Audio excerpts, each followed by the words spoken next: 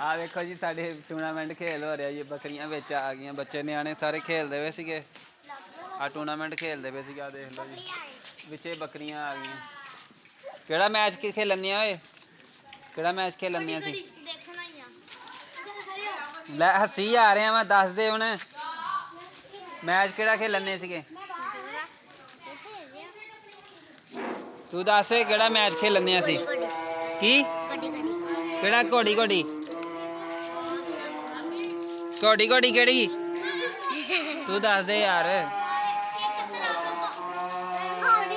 केड़ा घोड़ी घोड़ी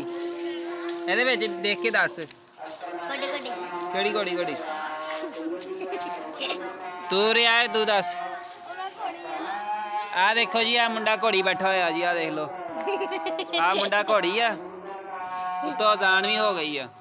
ओ देख लो जी एक निक्का जिहा मुंडा ओ देख लो ओ सामने एक आ भी है तो एक ओ परे भी है ओ जेड़ा खड़ा